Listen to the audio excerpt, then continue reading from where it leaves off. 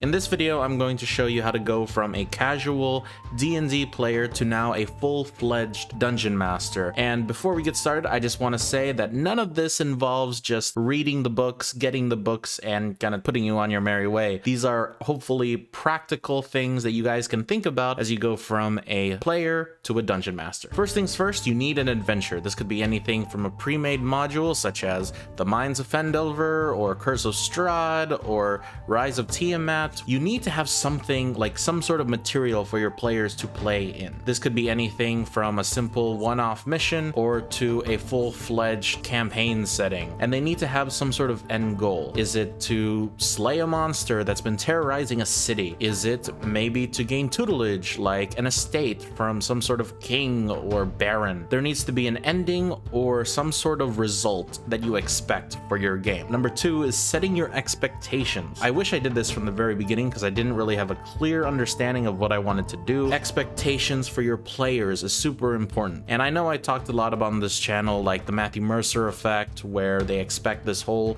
full-fledged Lord of the Rings adventure. Frankly, I don't think that every game needs to be that sort of it, and I don't expect anybody to run a game that high level at this moment because you're just starting out. I recommend talking to your players saying, hey, I'm trying to learn how to be a dungeon master too.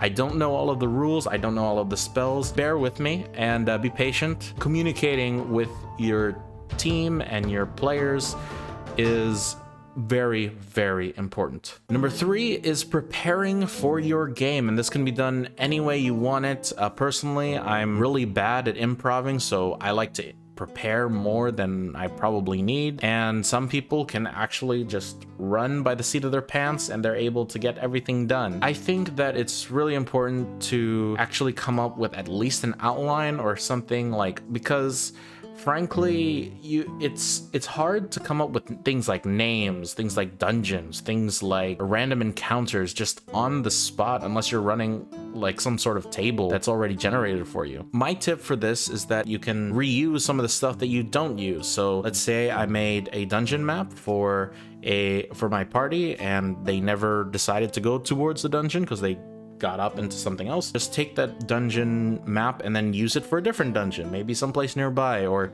someplace where the players are currently going to go to. Reusing stuff has probably saved me so much time. And finally, the last part of being a new dungeon master is running the game. And running the game is a lot easier once you're actually doing it and once you have more experience to it. If you communicated with your players and you gave them the baseline expectations that, you know, this is not a cinematic thriller, I do think that you can find this sort of balance between running your game and having fun. One of the things that I believe that is key to running the game well is finding this balance between reacting to the players and engaging your players. And I could probably make a whole separate video about this, but reacting to your players is essentially whenever the player decides to do something that interacts with the world, you are reacting to it. Self-explanatory, right? But engaging the players is when your players have no idea what they're doing and you just throw something at them and, you know, just hope to God that they don't die. Beholder. Yeah. Once you have this idea of balance, being a DM becomes a lot more easier, and now you can actually focus on having more fun at getting the hang of things, and you're not so worried about just the overall task that a lot of people perceive as work. And that's how you go from a casual player to a full-fledged DM, and it's a lot simpler than one may think. And being a DM is very complex. And if you're interested in any of that, I have lots of videos on my YouTube channel about how to become a better DM or a better dungeon master or a game master, however you want to call it. Consider subscribing because I post new videos every single week on this YouTube channel. I hope you have a fantastic day, and I will see you in the next video. Peace.